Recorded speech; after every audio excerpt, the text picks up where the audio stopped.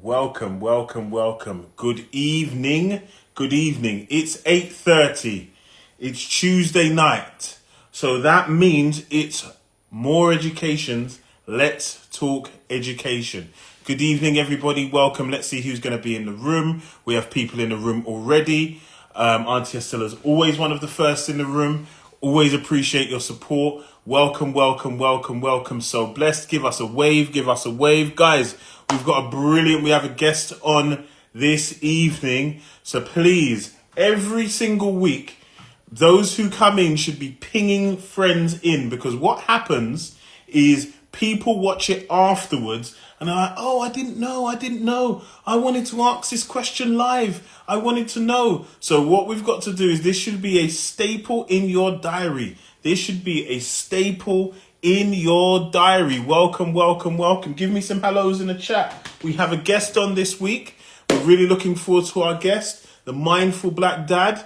But you guys who are regulars and know the routine, you know what we are going to do.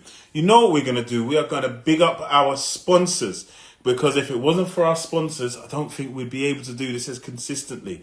We've been going for almost a year now, you know. Ezra, it's been nearly a whole year. So we're really, really proud. Thank you for those of you who are here. So remember to jump in. Right, so we have the festive, we are well in the festive period, guys. We are smack bang in the festive period. I was coming out of a train station today and heard carol singers. It was from a local school. And I'll be honest, this is one of the reasons. I live in North London, but I love South London. And the reason why I love South London is because I came up the train station, the Oval train station in South London, and you could hear the carol singers from the platform. And I came up and it was an array of beautiful young black children carol singing from the local primary school. Actually, I think it was secondary school. It was absolutely brilliant. It was lovely to see, lovely to see. So we're in that festive period. We're in the festive period. Go out and get this for your young people. Guys, let's make it a habit of buying presents. Not only buying books as presents, yeah? So we've got STEM leaders from Little Scholars Playground, but making sure our guest has arrived and has asked to join. Give me 1 second, sir. We're just going to do our shout outs. Let's normalize buying books as presents for our young people. Let's make that the go-to. Yeah. We also have things like this. I love this game. I love this game, but it causes a lot of contention in the house. We have a very competitive household, extremely competitive. Our children, my son 15, my daughter 19, very, very, very competitive. So when we play something like this, the United States of Africa game, believe it's going to get heated. It's a good thing that Granddad isn't here. Otherwise, he would ramp it up tenfold. So we have competition. So, guys, without further ado, we're going to bring on our guest. I'm going to let him introduce himself, because I don't think I'm going to do as good as an intro as he can. But I reached out. I can see people joining. Ping your friends in. This is going to be a serious conversation. I reached out and it was nothing but love. Imagine somebody you don't know, somebody you've never met. You reach out to another black man. You're like, yo, could you jump on our platform? I love what you do. And it's love straight away. That's what we're here about. That's what we're about. That's what we call community. So let me add him. Now I'm always a bit hesitant. Welcome to those of you coming in. Let me try that again. I think we're in. Yay! Yes. Sorry, my son was shuffling around back. He didn't want me to embarrass myself. Yes. Welcome, my brother. Welcome. Thank you, sir. Thank you, sir. Pleasure to be here, man. Good evening. Good evening to the audience and the world and all that. Brilliant. Yeah, we've been doing this for a year, and I've really had to push myself because I realized in this social media world, you've got to get in front of the camera. You know? Absolutely, yeah. All right. And you have to be consistent, which you are as well. So massive shout outs to you on those grounds. Listen. So after a long day at work and then dealing with more education and this, that, and the other, I had about three parents' evening meetings today. boom, we're here. So Wow. please introduce yourself to our followers, those of us and those of us who are in the room, and those of us listening back, because we get a lot of people who listen back. So talk to me, Yes, sir. indeed. All right. Yeah. Thank you. So my name's Eli Wananda, and I am a father of two sons, a 5-year-old and a 3-year-old. So sleep sometimes is not really on the agenda. Last night was actually one of them tough nights where I had to just, say, cool, sleep tomorrow night. We'll catch up. But, but yeah, that's me. I'm a dad. I am a content creator, and I've been making YouTube videos on a variety of different channels since 2007, actually. Okay. So 15 years, not as consistent as I should have been throughout that time, but yeah. And my channel now, my brand now is called Mindful Black Dad, and as I mentioned to you, it's Mindful Black Dad is all about mainly about chronicling my journey as a father, particularly with through the lens of someone who is Black and consciously Black and proud to be Black, proud to be African, and I'm quite political as well. So kind of this whole journey of parenthood, which you're kind of far ahead on the journey than I am. It's such a learning curve. It's such an experience, and I just want to talk about it really, and hopefully in doing so, share some insights, gain some insights, and just do this thing as well as I can, and hopefully encourage other people to do it likewise. So that's me really. Hello, good evening. Love that, and I love the fact because your videos started popping up, and I'm like, who's my man? Like, I mean, a beard, you know what I mean? Speckled grey like me. I'm like, oh, who's my man? Yeah. And I'm listening, and even in your introduction and in everything you do, I love the fact that you center it around being African and politically, because sometimes, and it's something I try not to skate around. I've tried to make it clear. I love the fact you ground yourself in that. So it's gonna be a bit of a broad question, and the reason I'm gonna ask it because I realize a lot of people kind of skate around that. They're like, there are a lot of political terms or ideologies that people may have, but why do you make that kind of very central to your narrative? Ooh. Yeah, man, this is serious interview, man. This like I knew. I knew this. This wasn't going to be no paint by numbers. No. We're getting heavy straight away. We're getting in. So I'll repeat, why do you make that central to your narrative? Because when you watch your videos, you can tell is a contrast, brother. You get me? So talk to me. Yeah, I think because it is central to. I see my Blackness, my Africanness, as very central to everything, really. It's central, particularly for us growing up in the UK. We know that we are, we're racialized. Do you know what I mean? We know that other people see us as Black, as Africans, and that's fine. That's not a problem. But it does come with problems. Most of the time that comes with problems as far as various different social and economic kind of outcomes in our lives.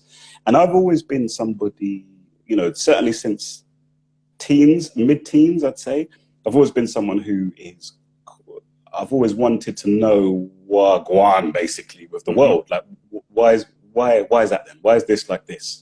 And as I started to, my teens, as I started to become aware of race and racism and history, the history of our people, and starting to break out of the confines of it's just slavery, and that's that's where we popped up onto the scene, was slavery and colonialism. Once I started to sort of learn more and more about our history and the dynamics of slavery and colonialism, so understanding that the story that we're told often in the mainstream media and so on is not, is sugarcoating things and dancing around things, and also overlooking our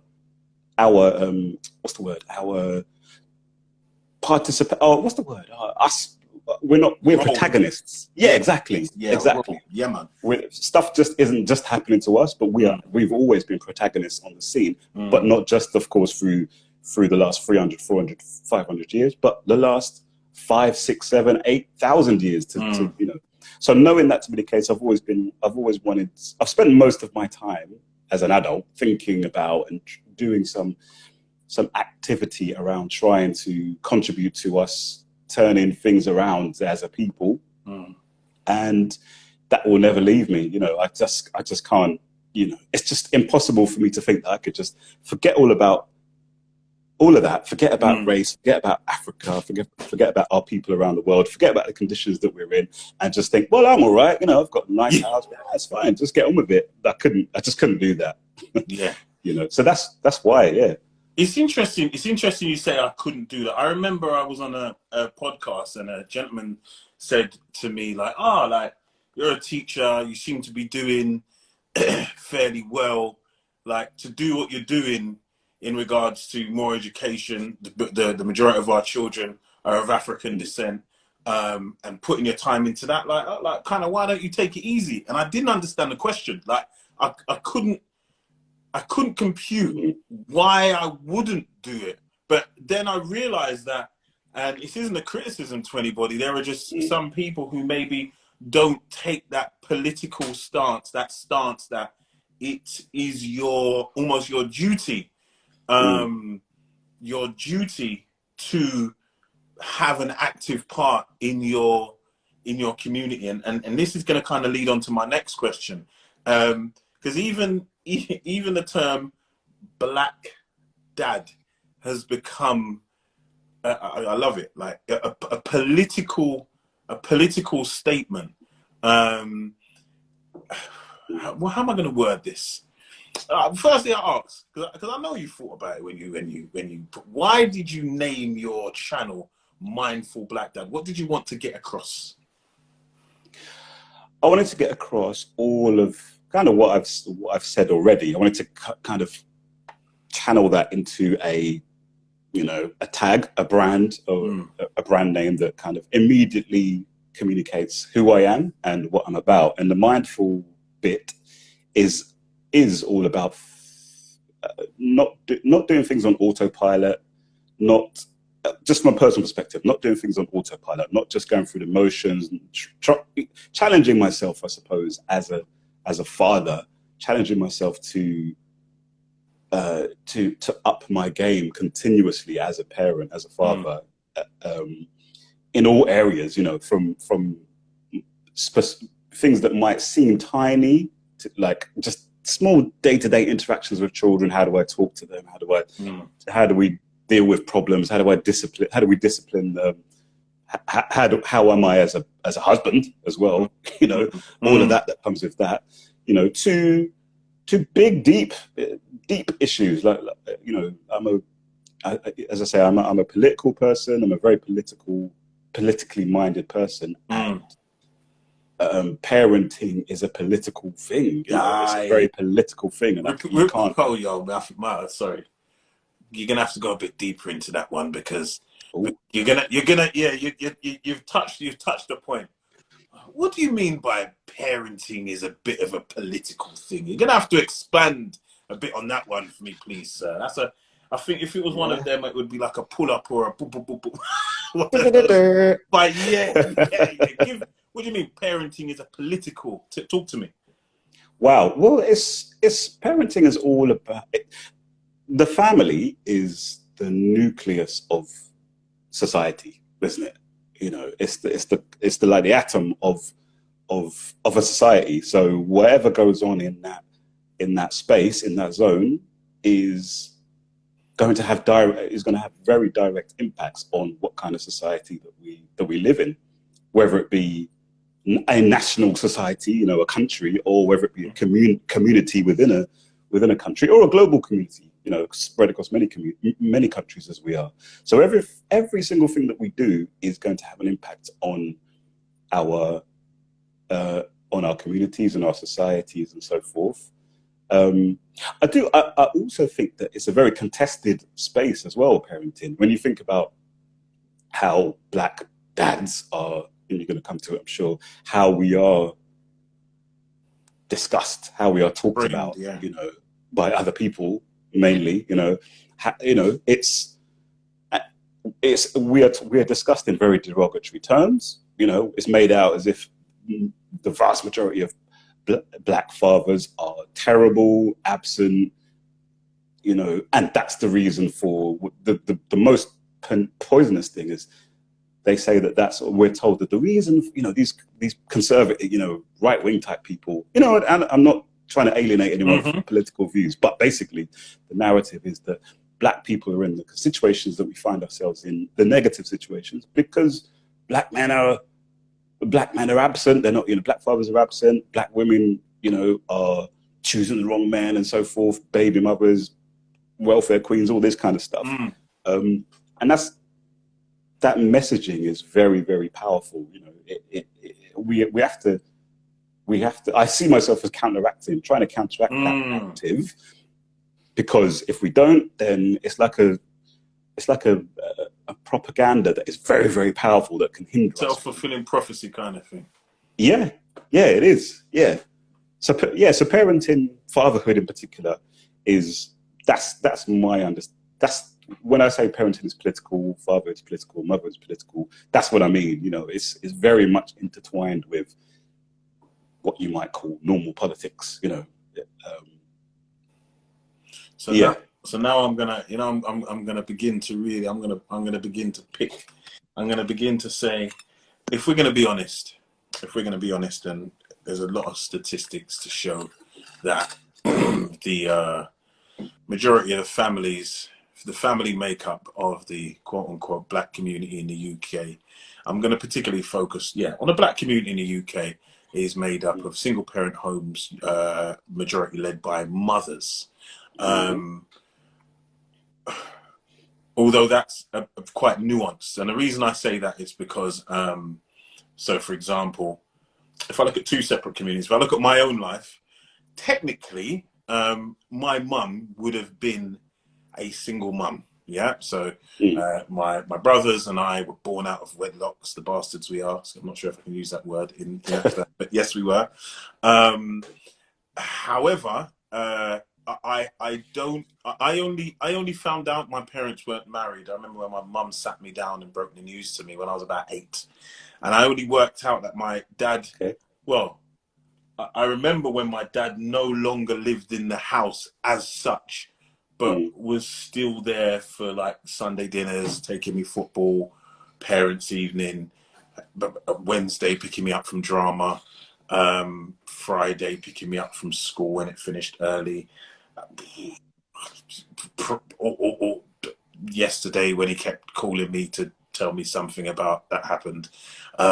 So nice. Yeah, so even though it's framed, and I know in there's this kind of idea that absentee, that's it, this idea of absentee fatherism, but it doesn't, it's not a reality in our culture actually. Why do we so easily, or why seemingly do you think as a community we've bought into this idea where we know the men are here, there are lots of men who play this active role. Okay, it may not be the quote unquote nuclear family that we're used to or that we've been sold to by sociology books.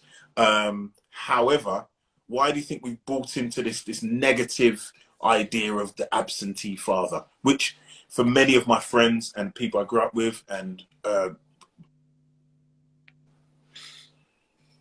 sorry, it froze for a second for me, but that's a very big question. Wow, why have we bought into it? Well, your opinion. I think, look, there is some reality, you know, there are, unfortunately, there are some parents who, you know, their situations are less than ideal for real. I know of some, you know what I mean? Like we all know some where they are not even present. Do you know what I mean? Sadly, I hear too often from people, even, like older, you know, my friends' parents, you know, you hear, especially being a father now, it's weird to kind of be hearing stories about, oh yeah, my friend's parents, you know, but their dad just hasn't been around. I just think, wow. But I'm not going to skirt around the issue and pretend that everything is all fine and gravy. But like you said, that is absolutely not the only picture, and might not even be the majority picture. And the reason we've accepted it is because it is in the it's in the interest of the powers that be that we accept it. You know, so it's pushed relentlessly in media, music, TV, all these kinds of things. It's everywhere, So it's understandable that it's like the dominant narrative, because seemingly it's pushed on us very, very widely. I think as well, there's certainly the last 10, 15 years, there's like a sort of a gender war stupidity thing that yes. that has become, maybe it's always been there, but social media just has really amplified it. You go on Twitter and it's car crash viewing. Do you know what I mean? Never. Scary. Brace yourselves. If you ever do, brace yourself, because it's horrendous. And people are so virulent. I couldn't do it. Yeah, it's the virulence of the anti-man views, even, and the anti-women views from men as well. You see certain personalities who are developing social media brands and so forth. Just they're just there to literally put down black women, literally, and and I'm seeing it more the other way as well. So it feeds into that. Certain people are just jumping on. Yeah, look, absentee fathers are the reason for all the problems that we have, and it's just, I don't know. It's probably lazy thinking. So what? Because I saw. I'm gonna get it wrong. I knew I should have wrote it down. I saw same thing. I'm more of a YouTube guy, and I was in the comments, and somebody put an acronym. I think it was SYSBM or something like that, and it's like something young black man, like I can't remember, but in essence, it was like, when I found out what the meaning was, it was like basically it was encouraging the idea of black men, like just don't engage with black women, get your passport and go about your business, like divesting, like it's almost, and I kind of looked at it from two ways. I looked at it in a very sad way, in that I can admit, like I've grown up in a similar era. I'm gonna say we're roughly the same age. I'm 38. And there has been a constant negative narrative of black men and their stance. And it does seem like there's been a beating. And there's now, I've realized, a movement, because like when you go down a rabbit hole, you're like, oh, what's this? And then you Google it. Like, right, there's a whole community, like, where black men are just saying, listen, I think it's more of an American thing, to be fair, where they're saying, listen, we ain't engaging with, I think it's like more black American women, like we're going to take our passports and we're going to like Brazil, or we're going to the Philippines, or we're going to Colombia, or wherever. We're not even engaging with them. And I'm thinking to myself, okay, all right, I can get how you might come to that conclusion, whether I agree with it or not. You with me? But then I'm saying, okay, so coming back to what you said, how if the family, and when I say the family, it's with the dad being in the home or being present, to guide and protect the young. If men are saying they're not on it anymore, how do we build communities? What? I'm thinking, it's almost like there's no battle anymore. It's almost like reading this thing today. It's like the man who said, you know what, we can't be. Like when you get into an argument, you're like, oh, I can't be bothered. I'm gone. Yeah. Yes. I'm like, right, is that how as a father, as a community builder, how do you think we move on from that? Because I'm scared. The stuff I was reading, I'm like, wow.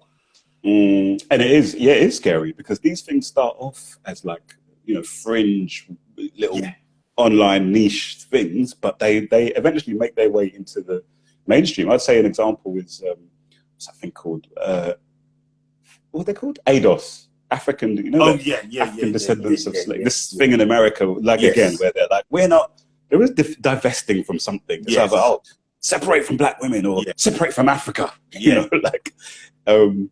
And that's been around for some years, but it's really risen to the fore as people are starting to get put on national TV, spreading this kind of propaganda. And yeah, how do we? It's yeah. So it is something to be absolutely concerned, to be worried about, because back in the day I used to think, oh, just laugh at them and just Yeah, leave them to what they're doing. But the internet being as it is, people do all these algorithms and so forth, basically push people to, oh, what is this? And they feed you more of it and so on. And so it gets more and more popular. These people are not interested in my opinion, they're not. So that whole thing, like you said there about divesting, they call it. They use that language of divesting from black women and vice versa as well, but more so black women. I hear black men, American men saying, oh, divest from black women and go off to Brazil and Africa more so as well now. So okay. Yeah, funnily enough. But it's, which you might think, okay, well, that's all right. At least they're, Yeah. But it's not all right, because it's I think the sort of motivation behind it is quite misogynistic, and is not going to be a foundation for building community. There's almost like this thing, oh, let's go and find some submissive women somewhere who will be super feminine and so forth. Personally, I think it's because relationships are hard work. We all know relationships are hard. Parenting is hard. Yes. And some people just ain't trying to battle with themselves to get through and improve and master it. So you want to scapegoat black women and say, all right, cool, let me go and find some women from somewhere else. They're not interested in building a community. I don't think. It's a very individualistic kind of, well, let me go and escape and find my wife who'll do what I want. Great, you do what you're doing. And surprise, surprise, it fits in again with the dominant, the dominant, exactly, of individualism. Don't worry about coming together and making changes to systems or anything like that. Just you do you on an individual level. So it's scary. Yeah. I was reading some of, and I'm realizing I was actually asked to come and do a talk at a school recently to the boys about their. I don't have the brief in front of me, but in essence, I think it was almost more than misogynism. Misogyny, in that it seems to be quite in the same way. I'm going to play devil's advocate. When I speak to many young, and I'm going to be specific, black girls, young black women, late teens going into their early 20s and so on and so forth, the idea of kind of marriage, like I might as well be swearing or saying something about their mum, the idea of, if you do have a child, that a family and marriage should be formed to cement that. It's almost as if I said, okay, so you have seen all of the statistics of single parent children. You can erase the concept of race. Just children who come from single parent homes, what the outcomes are. When you begin to compound that with other things like race in this country, so on and so forth. Are you aware? Here's the data of what happens. It's like, yeah, whatever. Like, I wouldn't actively try to reverse that. I'm just going to go down this road. And it's scary for our girls. But conversely, for the boys, they have very similar ideas as well. Like having a girlfriend, is seen as, my son's looking at me like, having like a girlfriend, like me, I said it earlier, I was soft. In year 10, like I wanted a girlfriend, didn't it? I wanted a girlfriend. You know what I mean? That was a cool thing. He's laughing at me. Yeah? I'm laughing at the fact he's there. Yeah, laughing. Yeah, I wanted it like year 10, year 11. You fancy the girl? Of course, you know I mean? You'd call her house phone because we didn't have mobiles. And you'd friend up the mum. So, I was thinking, Ziggy's on the phone. Like, true, because if you put the phone down, then it's a wrap. And then like, you dare lollygag when you should be doing your homework and this, that, and the other. Whereas now, that's seen as, for one of Ezra, I can see you're ready to. What would that be seen as now? My son, I can see he wants to get into the interview. Sneaky, wet. Look at that. Soft. Okay. Feminine. To have a girlfriend and show you fancy a girl, you check for her, you're going to walk hand in hand with her at school, that's like suicide. Thinking, hold on. And I'll be specific, it's predominantly our boys. yeah. Mm. How have we? Just your opinion, yeah. How have we reached a place? And again, I'm speaking for myself. I don't know if you were like that at school. Maybe you're a bit different. But why? We did well with our girlfriend, you know. Yeah, I mean that's the norm, isn't it? That's basically the standard, approach. It was when I was at school, anyway. To have a girlfriend, so to be proud of committing or having sex, yeah. But it's or any sexual interaction. You can talk about that, but you Mm, can't say like she was my girlfriend and this is what we did and I loved her and mm, I mm. felt so jiggly and nah, nothing like that. Okay. How the hell do you think we've reached here with teenage children and this idea of fuzzy boyfriend girlfriend stuff is now seen as like It's you're the disgusting. softest guy. Yeah. Well, I mean, that's see one thing for me, thankfully or not, I'm quite shielded from like teenagers these days and you know young youths, the youths. I'm quite sure I Yeah, don't you really them. know Yeah, any. yeah. I don't know many of them anymore. Most of my people I know in my family are either my age upwards or really young, like babies or Mm. toddlers, or whatever. So that's yeah. That's interesting to hear that. Why? I mean, it's been coming. True. It's True. been coming for a while. When you think of someone like you think about the 90s, Tupac and them mans there who were pushing that whole, BITCH Yeah. is Yeah, yeah, and yeah. and all that kind of stuff. And you saw like that transition definitely in the 90s where it was like, yeah, actually, F them. Yeah. Do you know what I mean? And Yeah. that's if you think about and music has got much worse. Yes. I mean, gosh, Yes. before that was shocking in the 90s. Now that it's just standard fare. Like drill, I went through this phase when I was like listening to researching into drill Yes. because I've got a Yes. relative of mine is like he's quite prominent in that scene, and I couldn't believe it. I was like, is this what the kids are on now? Then, like, when it comes to, is that how We they talk shouldn't about laugh. We women now? shouldn't laugh. No, it's not. It's We not shouldn't funny, laugh. but Yeah. it's like it's you sort of. If it wasn't so tragic, it would be hilarious to Yeah. see how bad it is. And again, it's just how did we get into that position? Well, over many, because as well, the important thing to point out as well is that, particularly when you're talking about America and here as well, Mm-hmm. economic circumstances have driven our people to be doing the things that they are doing, primarily. So if you have, there's conversations about the welfare system and whether or not the welfare system in the States in particular and here incentivizes women to get rid of a father. Mm-hmm. The whole idea that in the 60s when the new, what's it called, the civil rights era, and then the welfare Yeah. movement that came after that, and there's arguments that it was designed basically to keep black men and women in particular separate because women would get money if the man wasn't in the house.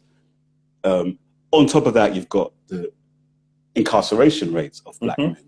The from stop and search all the way across to disparities in sentencing and all that kind of stuff. You've got a bunch of men who should be leading in our communities. These young youths should be leading our communities. They should be the next leaders, but half of them are being thrown in jail, or youth offenders institutes, or all this kind of stuff. I was looking at some stats. I couldn't find it. I can't find a stat anymore. But when I graduated in the 90s, and when I graduated, I'm older than you, by the way, by a little bit. When I graduated, I checked a stat and I saw that I'm pretty sure there was like only a few hundred other black men who graduated in that year who got a 2-1 or above. It was like some time, and I just thought to myself, wow, like, this is what we're dealing with. We're dealing with very low rates of educational attainment on top of all of the criminalization and all of that sort of stuff. It's a brew, isn't it? It's like a terrible concoction. It all comes together. This is a symptom. These things that we're talking about, I think, are symptoms of deliberate actions of people. of I'm our gonna, enemies, basically. and this is something where I'm gonna slightly challenge you, and I've also had Do. a comment from my big brother, Dean Okai, yeah, Yes, I yes, and he said the mentality is that women feel empowered by benefits and don't feel they require a man for his finances, and this is now. This is where I have a problem because I've heard this concept. There's something studied like in America. They've got Section 8, and even when I studied my mum's her generation, like how it was different to my grandmother, like the Windrush generation, and how she was given like grants to go into education and money and this, that, and the other, and it was easier to like have. But when I look at other cultures, particularly, I'm from Tottenham, North London, so there are kind of All three right. main communities. Yeah, you have the Black Caribbean community. You now have the Black African community. You have our Turkish / Kurdish brothers. Yeah, yeah. Somali brothers. Yeah. And it's only the other day I worked out that in a lot of African communities, I was going to ask you like where you're from, but that's quite a controversial topic at the moment. If you care to divulge, it's up to you. But I'll leave where am I really from? Yeah.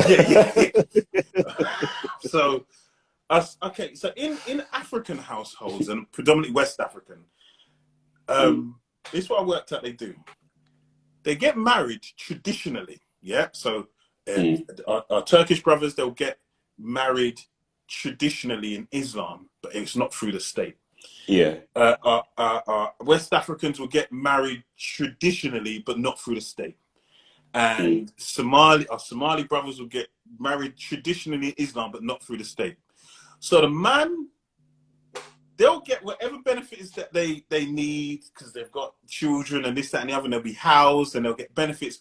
But the man stays in the yard. Yeah.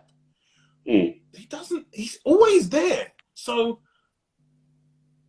those women still get the money. You get me? They still get the benefits from the state because technically they're not married, they're single, they may not declare. I don't know the minutiae. However, that never happened with many of the people who I grew up with from the Caribbean community. Like, it's like them take the money and didn't want to take the man as well. I don't know. Whereas in other communities, and my experience with the Turkish communities is those men are, how am I going to word this in a very politically sensitive way, are quite direct and they rule with an iron fist. Yes. Yeah. So the women have the money and arguably have the means not to have the men in the home because they may be quite harsh by Western standards, by standards in which I saw, but the men are out of the house. Why do you think that is more so in that dynamic that the men were not like, it's almost like, all right, let's do a thing, let's keep the money and keep the money and we're all playing the system basically. Playing the system. I don't know. What do you think? Well, if that is the case, and it probably is, because you just have to look at the amount of our children who are living in lone parent households. You know, according to the statistics, it is much higher.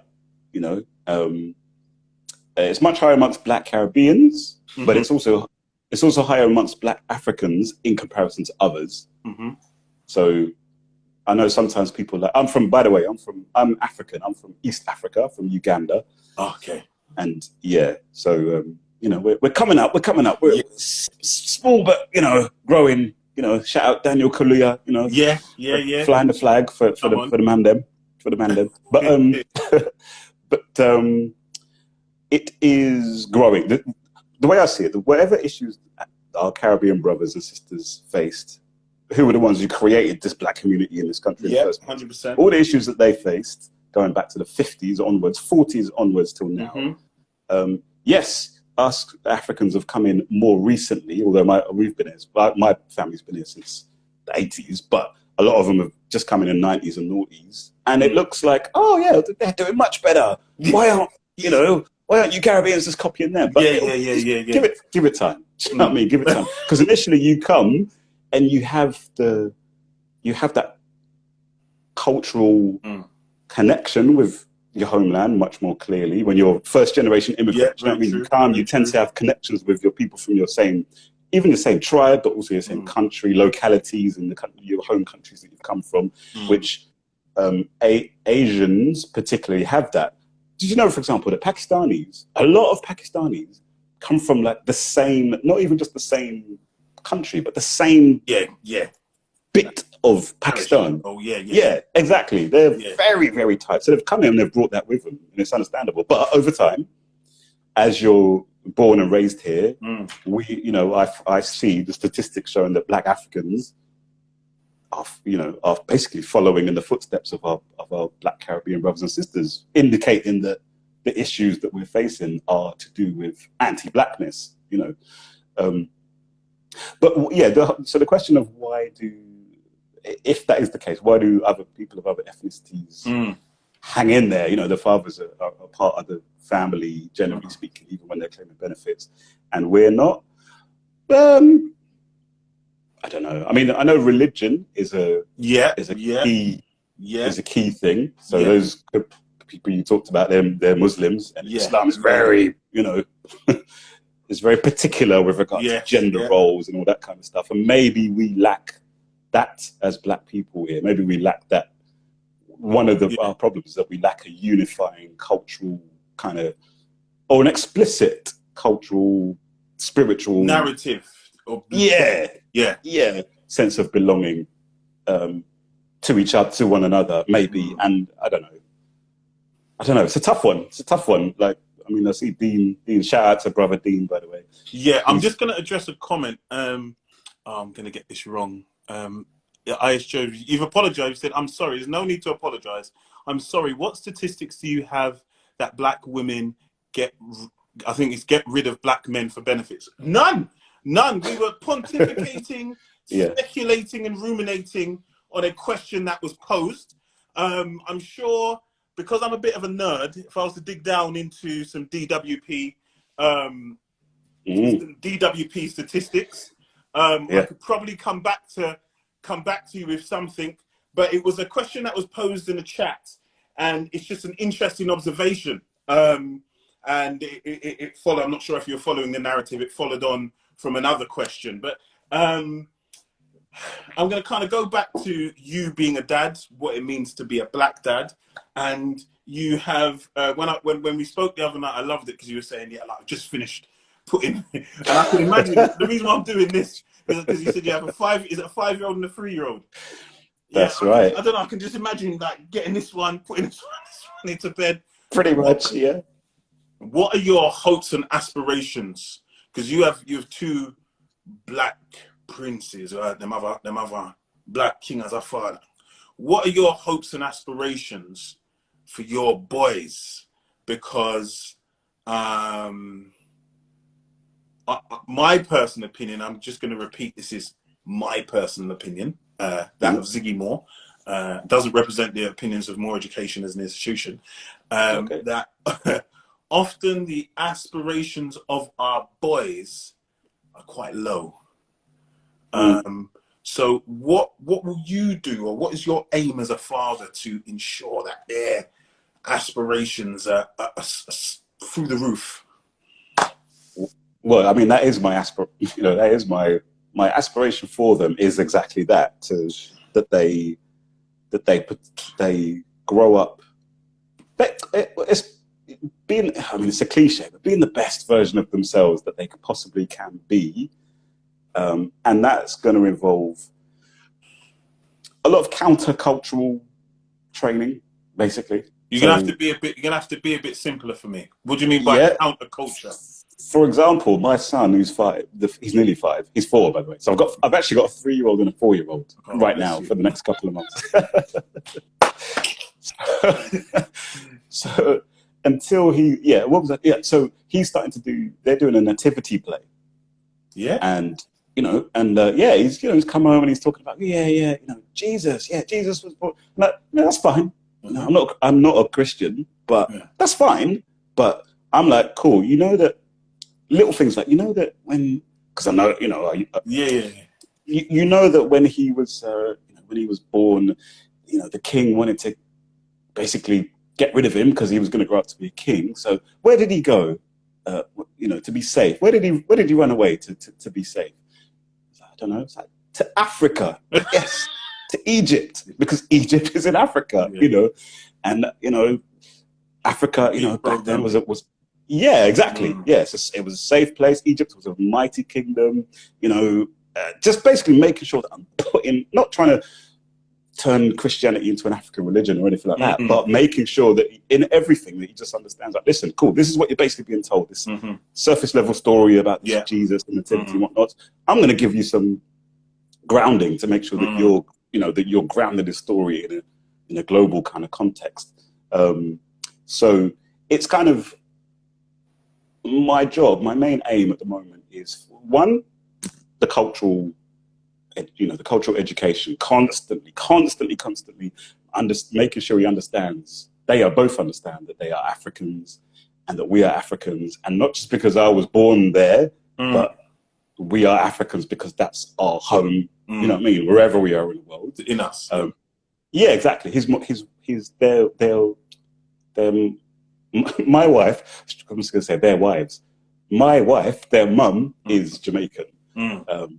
By the way, so there's that. There's because, and as well, another thing, sorry to say, is that we don't live in London. We live outside of London, in a place that's maybe 5% black, maybe at a push, you know. And so with that in mind, it's like, okay, I can't just be, okay, you go off to school, you go off to do, and it'll be fine. You'll just learn who you are as a black man. You got to double down. You got to double down.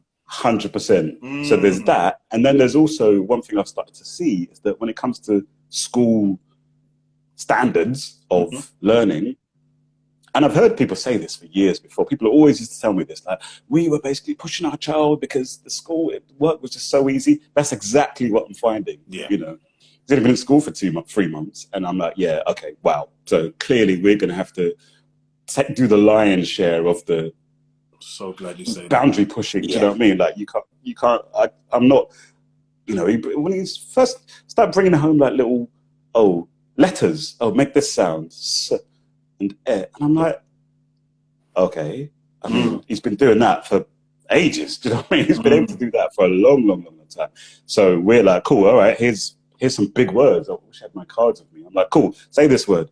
Say that word. Do you know what I mean? That they're not doing, because I can see that it's going to have to be like that. We're going to have to constantly be kind of holding them to higher standards and showing them that don't think that you want to just go at the pace of the school, because you've got excellence inside you. You've got greatness inside you. So aspire to that greatness. Do you know what I mean? And yeah, my hope is just that what I want for them is for them to be well-rounded young men when they get a bit older. Do you know what I mean? I want them to be autonomous. I want them to be able to have the ability to make the right kind of decisions when they need to. You know, not going with the crowd all the time, not succumbing to peer pressure all the time, but being able to say, listen, I don't want to go out. I want to just, I'm into, your son mentioned being a neek. Like, look, yeah, if you're going to be a neek, be a neek, he's a neek. And own it, because the neeks shall inherit the earth. Yes. You know? Yes. So, we come from a family of neeks, nerds, and geeks. Yeah. Wonderful. And I think, you know what? I think so many black men, boys in particular, would go down the quote unquote neek route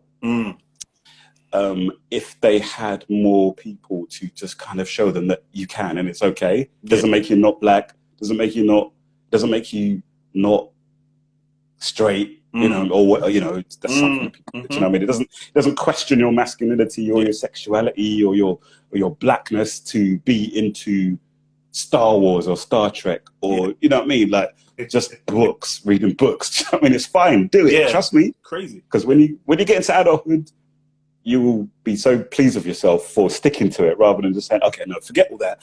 Let me just be into football and drill and, Yeah. you know, Sorry, my son's whatever. laughing. Oh. It's true. No, he's got, because that you've just described his experience, and many boys who can't express, like, he's not going to like me for saying this publicly. Like, he writes poetry. Okay. He enjoys writing poetry. Mm. How from a young age he's expressed his feelings and emotions, and he's able to. And he, to be fair, he's bloody good. Yeah, Wonderful. and I've Wonderful. noticed as he's got older, he's tried to shy away from it. Tried to shy away for obvious reasons. Yeah. And it's a shame that, and I'm sure he'll possibly pick it back up when he gets older. And I was saying, and you mentioned Tupac, because great poet.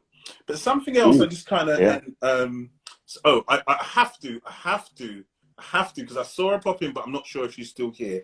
Big up my Jenna, who is Liz Pemberton, the Black Nursery Manager, who, as I said, I saw your stuff, but she messaged me, as she does. This is the heart of a great community person who can pull people together, who can say, you and you need to link. Now, you see, when my Jenna, Liz Pemberton, says that man there or that one over there, I don't question it. So I saw her pop into the room. I know she's a busy lady. I'm not sure if she's still here. Have to definitely shout her out and say thank you very much, so you can see this is a positive conversation. My son said something to me the other day, and I'm going to repeat this for dads as well. For all dads, we were talking about how you feel. I said, oh, when I'm with my dad, oh, she's in the room. She's in. Yes, boss. Yes. Salute to you. Yes. I remember we were driving in Jamaica one time, and we were stuck in Mandeville, and we live on the other side of the island, and there was something wrong with the gearbox, and we could only go in 2 gears. Yeah. And the person who was fixing the car was like, I said, boy, I'm in a way now. You might have to stay here tonight. My dad said, no, we'll make it. And when he said that, I had no doubt in my mind that we were going to make it home. Yeah. He said, okay, we're going to have to go a completely different route, but we're going to make it home. And I remember it took us 3 hours.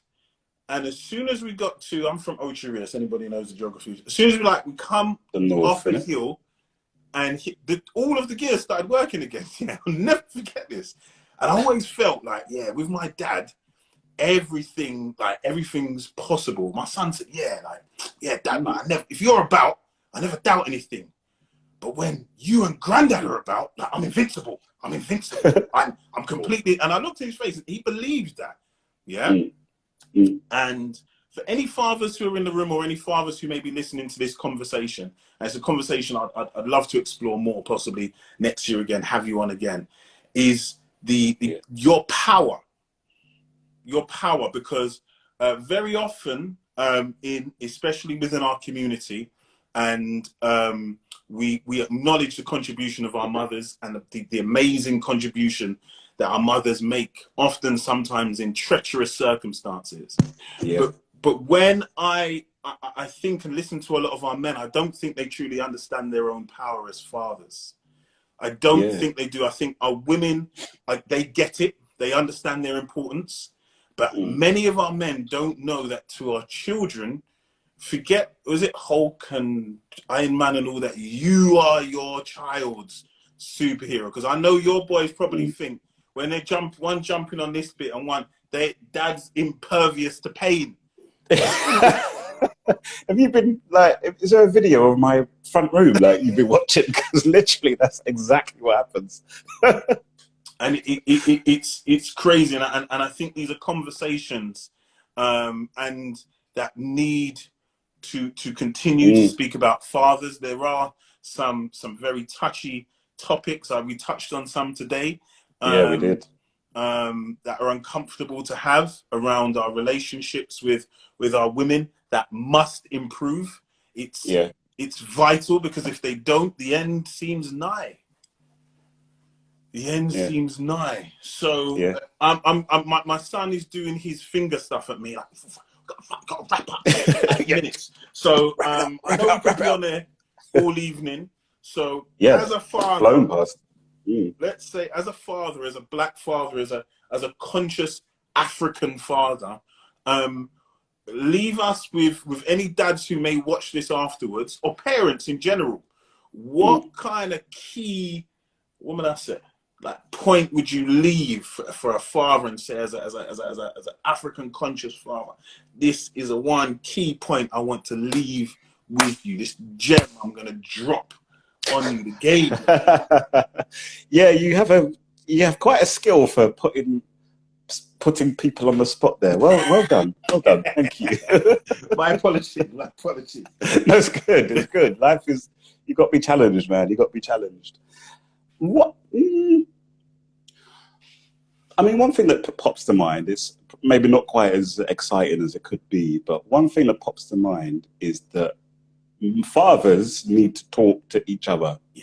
Yes. And you know, it's so important to talk to each other. Lockdown in particular, like, brought that home to me dramatically. You know, the need for, because I realized I'm very isolated. Didn't really have any friends around here when I was during that time, and just, you know, the two boys had been just born not that long ago, so I was very cut off and isolated, and I think that caused a lot of pressure and a lot of problems for me psychologically, and just, you know, energy, quite low vibrational energy I was in for a while.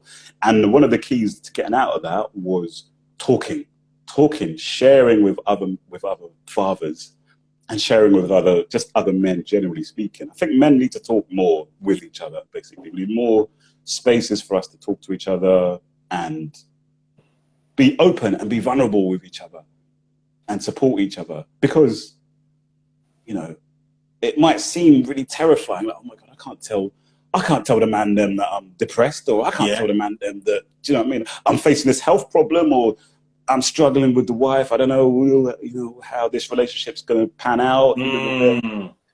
But it's that fear, that thing of, oh, I don't want to say. Just get past that, because honestly, push through it.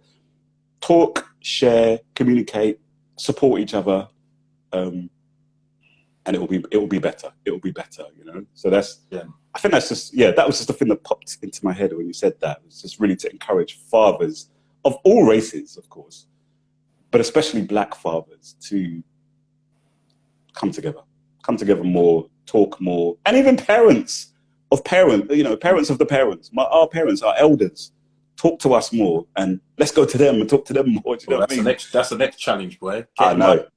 Getting my dad to talk. He's getting better. Allow him. Sorry, Dad. Allow him. He won't. Same here. He doesn't know what Instagram is. Similar. Yeah. But that's it. That's my parting gift. If it's a gift, that's my parting words. Yeah, man. Let's talk. Let's share. Let's unite. 100%. Iron sharpeneth iron, as Irene Bonsi said. Yes, iron sharpens iron. 100%. I want to thank you. I want to reiterate that, please, as men, and it's interesting. I was thinking about it, something I realized we've lost. So, like, the man, I think when I look at, like, my grandfathers, them man, they used to play like dominoes, domino and these things, and they had their way of socializing. Like my dad, he was a stalwart at Lewisham Baths. Anybody from Southeast? I know that. Southeast London, Ladywell, before they knocked it down.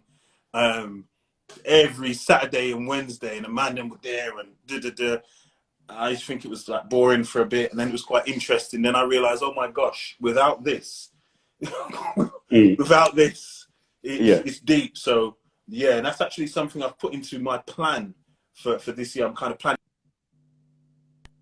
wellness time for myself and to kind of connect with a man and be consistent. So yeah, that is a real gem to end on. I want to say thank you very much for the positivity. There was no, as soon as I reached out, I was like, yeah, man, I love that. I appreciate it. Thank you for your time. Thank you for everybody who jumped in.